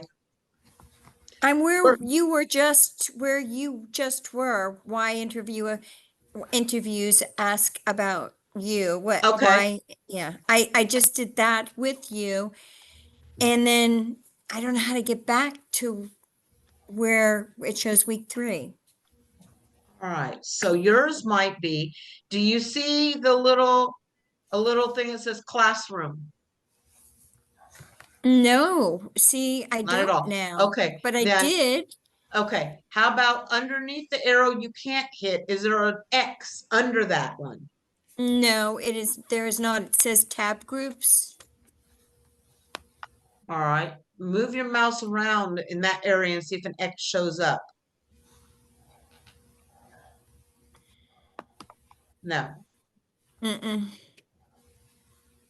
let me see. I have an X that elects me out of everything, I believe. Well, in the and you top might right. just have to, yeah, the top right will do that. Yeah. You should have had one that says week 4 up at the top. One of your tabs should have said week 4 resumes, job Yes. transitions. I know it should, but it just isn't. I don't know why. Well, then you might just want to go ahead and close out that X and just reopen the Google Classroom. You can quickly get to that Okay. now, right? Yes, I do. I'll do that. Okay, thank That you. just might be the easiest instead of sitting there spending a lot of time trying to find it. Yeah, I think so. Okay, I'm Okay. gonna do that. I'm gonna mute myself now while I do it. Okay. All right. All right. So Rebecca, we go to classwork and go back to week Yep. 3. Yeah, I'm back in my resume right now. Okay, then let me check in then with Tanya. Tanya, what's going on with you? Where are we at with your computer? I'm at the week 3 thing. I got Oh. I got split screen now, but I can see you, but you can't see me. Okay, I don't need to see you necessarily. That's good. What I need to know All that right, you I are in got the the Google. split thing, I got the split screen, I got classroom on one side, I've got you on one side. You then are underneath rocking it, girl. classroom- and underneath classroom, I got the Google Chrome thing. Okay, you are doing well. I'm so proud of you. All right, Okay. so are you in week 3? Yep, I'm looking at week 3. Perfect. On week 3, if you kind of scroll down a bit, there's one that says make your own resume. It says Sydney posted a new assignment, make your own resume. Okay. And if you click on, it's kind of like the little blue. Pick a path, Kathy posted pathways, Sydney posted personal marketing tools, Sydney No. posted new material, creating a resume. Okay. Well, nope, it's one that says make your own resume. It's the next one down. Sydney posted a new assignment, resume templates, make your own resume. Okay. I'm saying it's crazy. Deborah? I've got mine on, so I'm gonna start working on it. Okay, great. Glad you're back in. Okay. Sydney posted, make your own resume. Yep. Okay, click on the make your own resume. Okay. And it will do a couple different things. Everybody seems to be different. On this one side, if you can see my screen, it has like Yep. 4 little green boxes with I've got check that. marks in them. Yep. And then somewhere either to the right or at the bottom of that list of things, it says your work. Okay, I don't see none of that. If you've got a split screen, the chances are it's down near the bottom.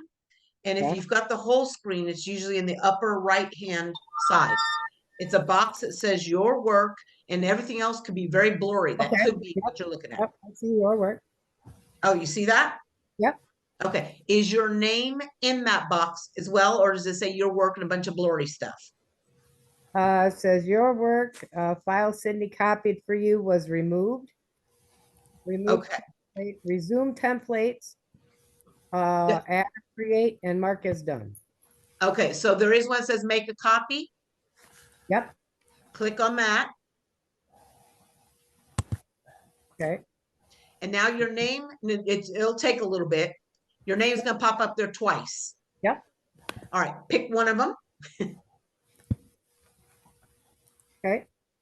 All righty. And what this is this is a template that you're going to pick one of these to write your resume. And so I'm going to kind of walk you through them all so that you know what you're looking at, kind of thing. All right.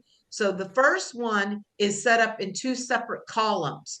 And it starts off, all of them are going to have your information at the top, but this one starts then wanting to know your work experience. Then it has education under that.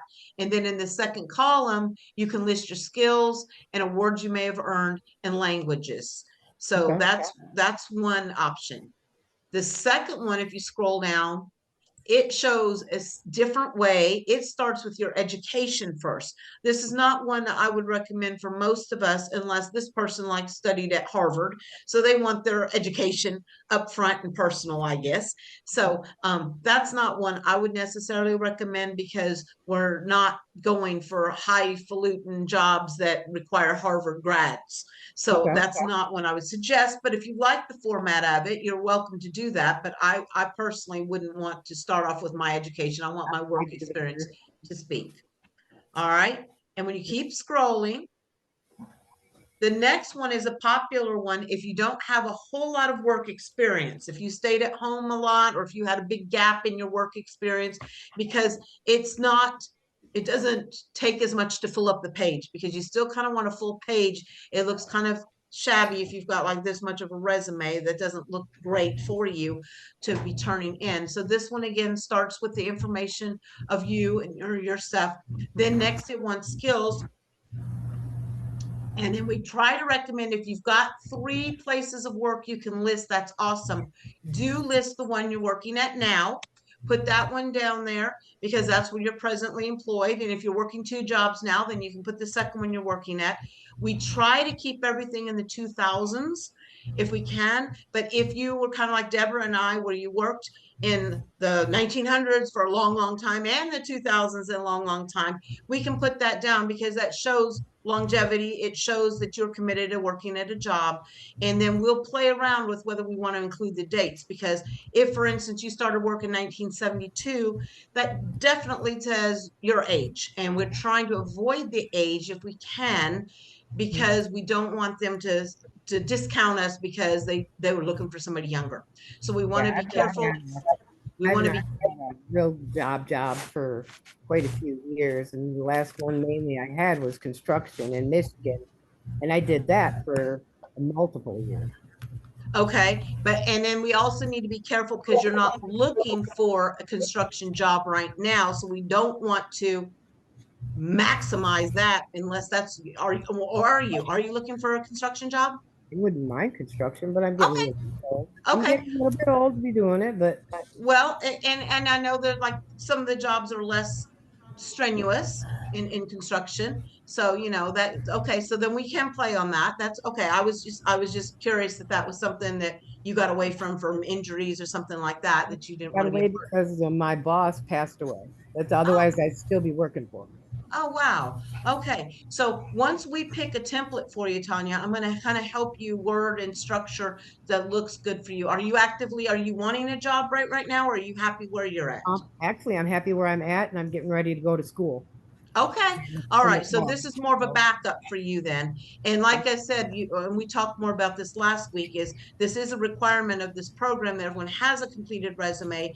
And a lot of people may think, I don't have a need for it right now, but the way this program works, if the money, the pay starts to dip again because it seems to go up and down, or if you need more pay, you need a better paying job, the resume's here. Or if suddenly you decided, you know what, I do want to look for another job, you've got that. So that's why we're working on this. Number one, it is a requirement, but number two, you never know. You may think you're fine and don't need another job, and then, like you said, that other person passed away and you no longer have that job. You never know what happens, and so it's a good idea to have a resume on hand. Okay. So this one is in the red and black, is very popular. That's the fourth one. This one is a very informal one that's also in red and black, but it has bullets, and so the bullets make it a little bit easier for you. And then the other one had some bullets too, but this one has some bullets so that you can describe quick and easy what kinds of skills and what you did actually in those places. All righty. Then the next one is if you've got less to say. So this might be one more for you if you've got less to say kind of thing, because again, it's got bigger font. And so, and if you don't like the colors, like originally this was all in green, and on yours probably is green. I went ahead and switched it up on mine. We can change out the colors. The colors aren't important. The reason we're using the template is because it's already set up with a certain way and look, and they've got already certain size fonts, and we've got certain italics and certain things bolded already, and certain things with bullets and everything. So we're looking for the one that speaks to us the most, that kind of represents you. And so there's this one here that we can change the color, because I'm not a big fan of the green. So I like the blue. So I switched out to the blue, and I think it looks better, but that's just me. And then most of the times you're going to be submitting black and white copies if you're doing a physical thing. So color doesn't matter. But if you're uploading, then it will. So the color does make a difference. This is very similar to the green and black one, but it's got more information. It's got smaller font and more bullets. So this is if you've got a lot to say about each of your jobs. They're all basically set up the same. Most of them have the skills and then experience and then education. This last one I wouldn't recommend unless you've got already like such a wealth of information, like 5 pages worth of resume that you've got to concise down. And if you like writing paragraphs, because this is set up in paragraph form. Okay.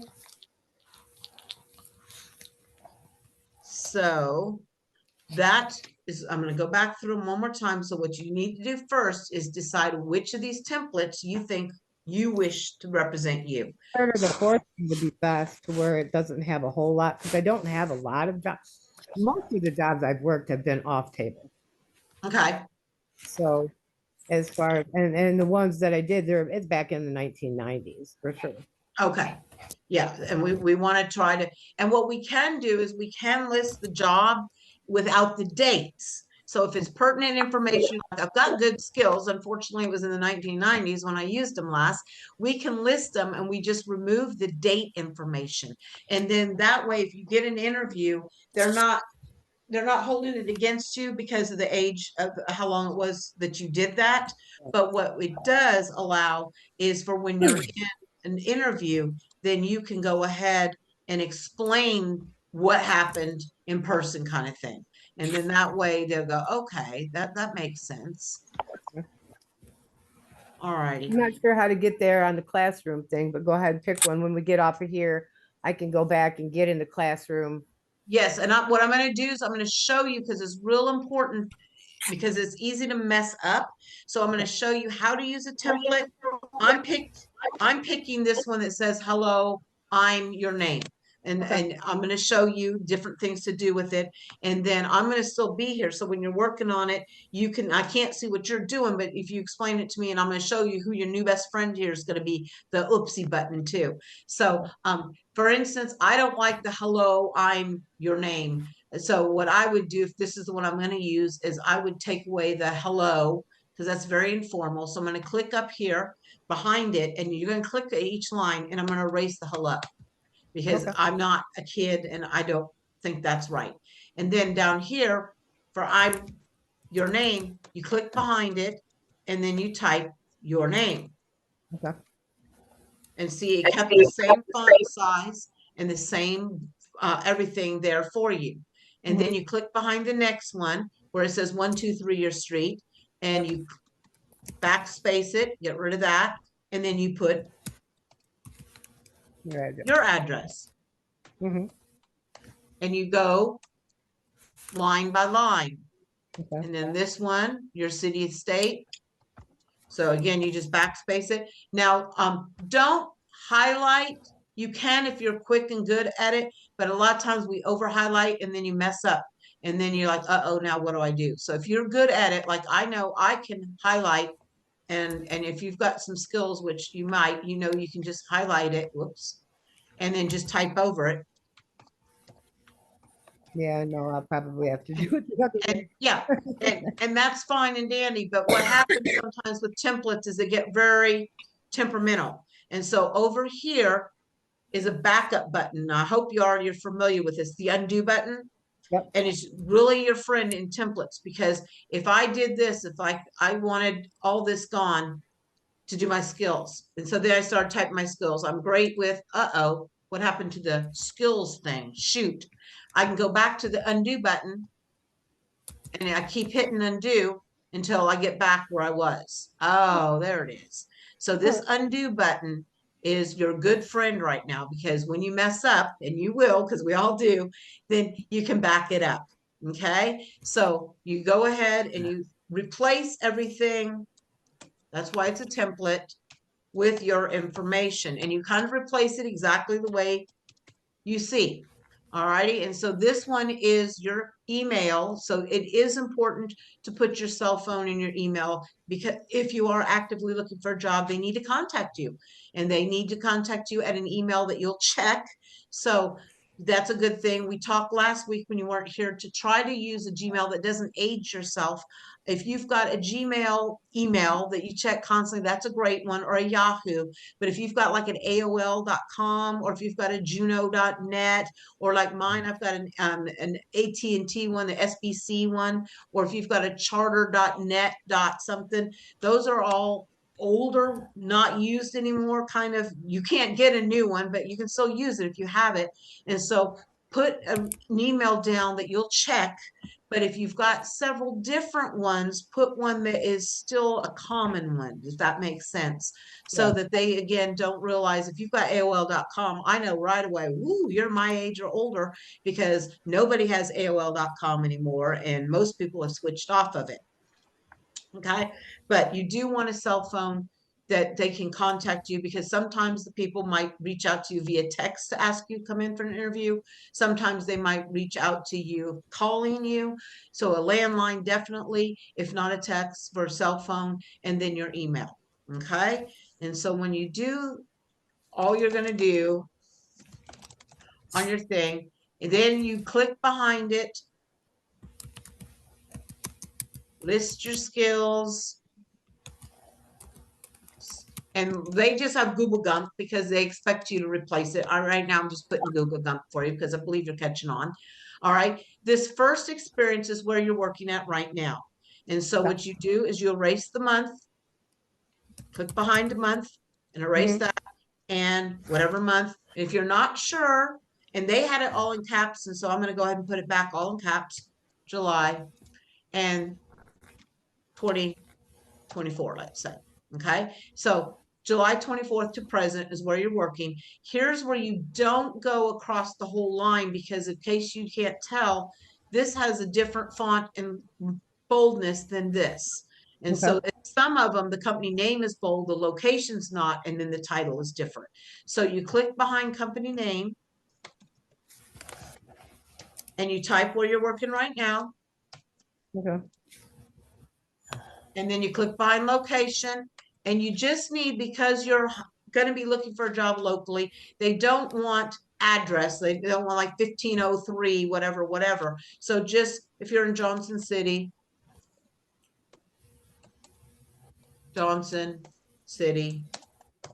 Tennessee is fine. And then job title, what is it that you do there? So, Well, I you're- do, I just put stuff out on the floor and I keep the things clean and neat and tidy and, okay, so where is it you're working right now? got goods for good. Okay, so you would be maybe a customer, no, that wouldn't work, because I don't do nothing with the cash at register at all. okay, so product, I'm trying to think of a good name for you. Inventory, not inventory because it's not inventory. An inventory assistant, Donation handler. that, okay, come up with something that clarifies what a kind of title. Now, if you absolutely can't think of a title, don't put one then. Okay, but if you've got one that kind of clarifies what you do, and then these bullets, then you go behind. So I'm going to put that you are a what did you say? That something was good. Donation handler. I don't know. All right, I'm just going to put handler for right now. Yeah. And then I'm going to click behind this next one, and these bullets are where you're going to list kind of what your responsibilities are. So that's where you said putting out clothes, Yep, making sure everything's tidy, keeping cleaning. surfaces clean because it gets dusty and stuff. Okay.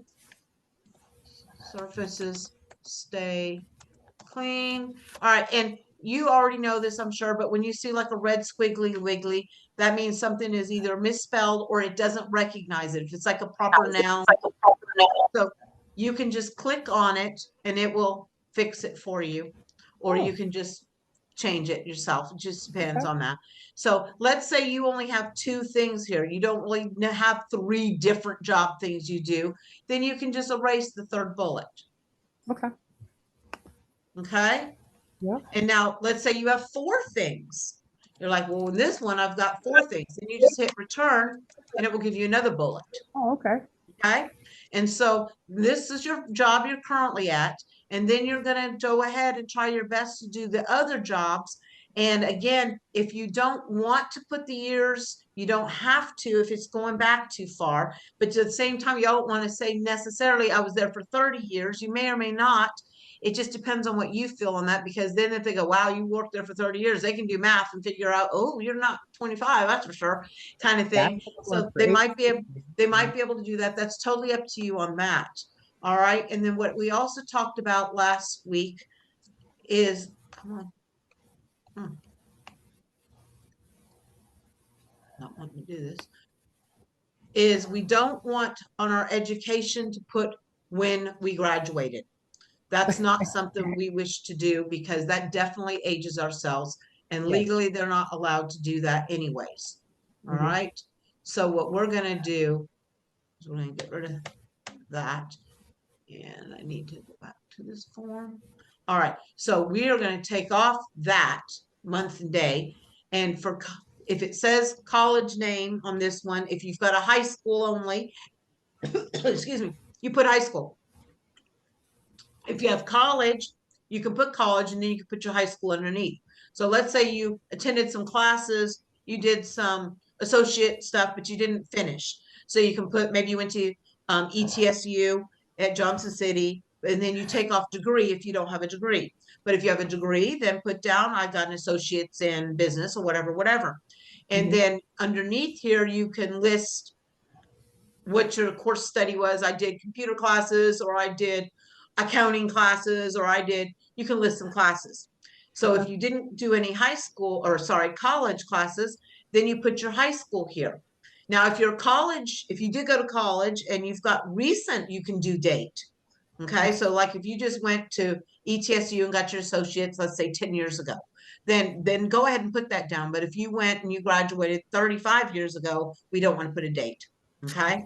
And then if you didn't do any college, then just do high school, list the name of the high school, location, and instead of degree, you put in graduated. If you didn't graduate, just take that off completely. They don't need to know dates. And if you didn't graduate, that's okay. And you don't need I went and got my GED after that. Okay. And if you want to put GED acquired, if you want to do that, that's fine. If you just want to leave it and don't want to explain it, that's fine too. Okay, it's totally your call on that. If you're very proud that, my gosh, I did get my GED, then put GED. Okay, if you're like, you know what, I'm just going to list my high school and that was a long time ago and they can ask me about what they want, that's perfectly fine as well. And then under awards, if you've gotten anything recently, like Employee of the Year, Employee of the Month, or if you were in the military and you have some kind of military badges, honors, anything like that, that would be a nice thing. Anything that's work related, not high school perfect attendance kind of things. We're Right. looking at more recent stuff than that. And then, like, say you were Employee of the Month, but it was maybe a couple, 3 or 4 years ago. You don't need to specify that. You can just say Employee of the Month. And then during an interview, they can say, "Oh, I saw you're Employee of the Month. Can you tell me about that?" That you can say, "Yeah, well, I was working at CVS and I got picked out of 40 people," or whatever. You know, you can explain it then. You don't have to date. Okay. All right. So the backup button. So what I'm going to do is this automatically saves everything you're doing. And so if you log out today, when you log out today and you want to get back into it, it will save everything for you. But if you've messed up the template somehow, it will not fix itself. So I'm going to undo everything today so that I have a clean template again. So I'm backing up, and it's putting everything back as a template. Now I get there through the classroom thing? So yes, so you're going to go through the classroom. All right. When I can get there. That's okay. There's no rush. So I can do this throughout the week and have it done for next week? Yes, ma'am. And if it takes you a little longer still, that's okay. Okay. We need to have it done before the during the 7th week, because the 8th week is our graduation, and that is when I give a copy to you. And I will also explain for those people that want to know how to access it, and to upload it and so forth, because like right now it's in Google Drive. And if you wanted to like apply to a job in Indeed will not let you upload from Google Drive for some crazy reason. I wasn't able to see that. And so I'll show you how you can upload it elsewhere so that you have a copy of it and you can utilize it whenever you need. All Okay. right. Well, I feel a little bit better that I got on here. You're doing well, it sounds. Yes, Deborah. Okay, so I made all the changes on my resume. I can't remember how I saved it. You don't How do I remember? save it? You don't have to Oh, save it. no, It I don't saves it. remember. That's why you don't remember, because you don't do it. There isn't a Okay. save. There isn't a No, save. So all you do okay, is close out or move on to the next thing. And so like in your case, you're just gonna go back to week 4 if you're done with that and go and do yes, things in week 4. So don't worry about it. It saves it for you. I know that's it's those of us that use Microsoft are used to, oh my gosh, I was trained to save every so often because power outage, anything, save it. Or if you accidentally hit it and it goes crazy, at least it doesn't go yeah. that crazy. So yeah, I we're re old school. I remember you said that, and I remember that's what I did. But last couple days I've been saving what I've been doing. So because I'm really working hard on the computer thing. I have That's awesome. difficulty. So, and No, I've but been you've doing been the doing save. great. I've been very proud of you. You've been doing a great job. Well, not really, but thank you. I don't think Well, then so. you're doing a good job looking like you're doing a good job. Yes, that's what it is. Okay. All right. So I just need to then go back and I'll work on the Week, work the week 4 for stuff. next week. Yes, ma'am. Well, from Okay, this so week, then I'm done. because week 4 is actually this week's stuff. Right. So you're I'll do gonna, it this yes, week. right. Yes. But if you don't Okay. have time to get to it, if you're like, I got to get back to work, you can do it at a later time. It doesn't I have to be will. done right now. I'll Okay. do it for a later time. Yes, thank you. Okay. Of course. We'll Okay. see you later. Now you're going to take a look at the resume then, I right? will. I will. Perfect. I Thank sure you, will. Kathy. All right. Have a great day. Bye. Bye-bye. You too. Bye. Rebecca, how are we doing over there? She's probably got me tuned out. Tanya, did you get back in? I haven't tried to get out. I'm just watching you. Okay. Because I'm afraid if I start Xing out of these things, it's going to push you off. Well, it's not the end of the world. You can always get back in Zoom as well, but I'd rather be here for you, kind of thing. So if you look up at the top, well, it depends on how you close out a Google Classroom. You should Yeah. be able to do a half Zoom. You know how to minimize? Yeah, kind of. You know how to half screen? This thing is new on here. I don't know how to do this. Well, you're doing a good job also of looking like you know what you're doing. So in the upper right-hand corner, there's three little things. For Zoom, there should be a line, a box, and an X. Yep. All right. You want to click the one that is a box. That's going to half the Zoom. It's going to make it smaller. Okay. And you can scoot that box around now until you can find your Google Chrome thing again. Or the classroom might show up, but if you close the classroom completely out, then we have to go back open. Okay, I'm in now. It's Google Docs, Tanya resume, resume Yes, template. you Do I can gotta do go to that. resume I bet template? you can do that. Open that up and see what it looks like. What do you mean? What? You can, the Google Docs, it might work that way too. Okay, well, that's what I'm on. Perfect. Oh, and it go down to hello. That's that one. If you wish to use that one, if you wish to use another one, I was just using that as an example. You pick which one you like best. Okay.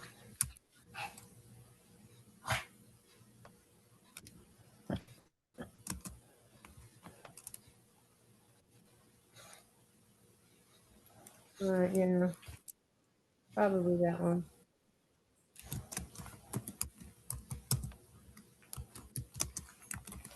Yep, I guess so. That one will work. So what do I do? Just Okay. start going through it and doing All it? right, so then you just start replacing line by line or section by section, the information it says with your information to replace it. And then when you get sick and tired today, which happens for a lot of people, then you go ahead and stop. You don't have to save it. There is no save button, which throws us, those of us that use the Microsoft Office stuff where you have to save it all the time. There is no save button on it. So when you're finished, you just log out of everything and you return to it another day. Okay. Kathy? Hi, Rebecca. How you doing? Well, I hardly did it. I'll go back on my downtime this week. I take my laptop in with me at work when I have downtime, and I may tweak some of my answers, but I answered everything. Okay, great, great. Okay, thank you so much. Of course. Take care. Bye-bye. Goodbye.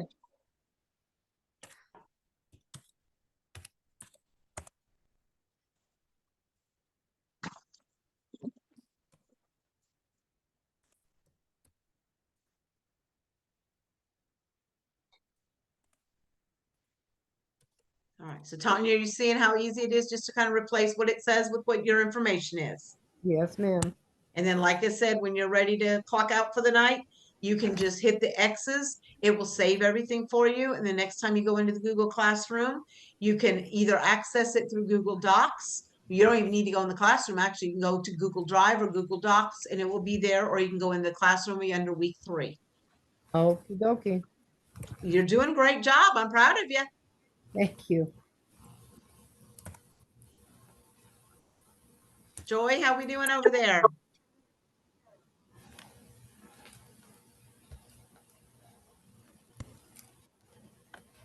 She might still be working hard.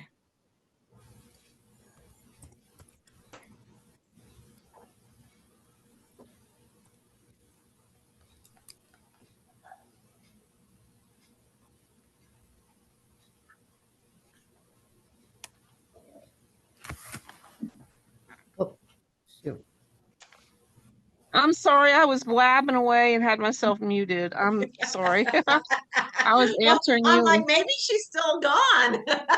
No, I'm here. I had to run to the restroom earlier, but I've just been typing away and backspace and typing away, Okay. changing all my right. template. Okay. So So- everything's working out. Yep. Thank you. Thank you so Perfect. much. Of course. I'm going to be here. I'm gonna go ahead and get off of here for now. Okay. All right, we'll see you I next will week. work on this. I bet more. Have will- a good week. Thank you so much, honey. Of course, bye-bye. What? And Joy, I'm gonna be here for a little bit if you still wanna hang out. But it doesn't sound All like right. you Thank need you. me. Thank you so much. Of course. We'll see you next week if you're clocking out. All right. I'm gonna just put myself on mute. All right.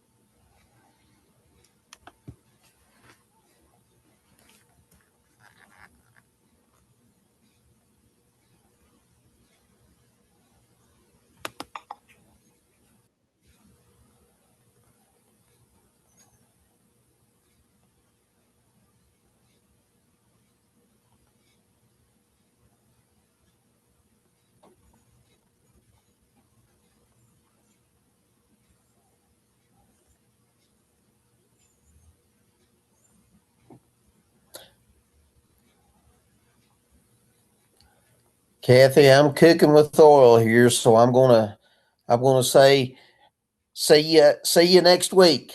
Okay, well, you've done a great job, Kent. I'm very proud of you too. Thank you. I appreciate that, Kathy, so much. All right, you take care, okay? All right, you too. Have a All right, good rest bye. of the week. You too. Bye-bye. Take care. Bye-bye.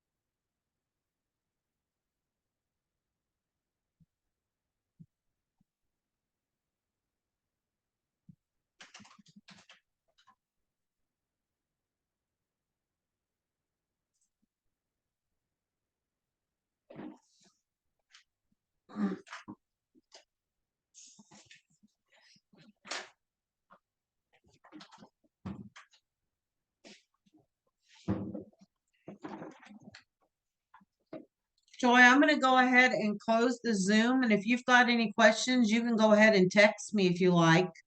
I think you're doing fine.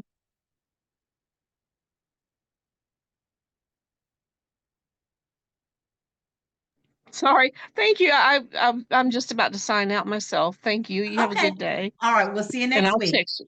All right. You have a good day. You Thanks. too. Bye-bye.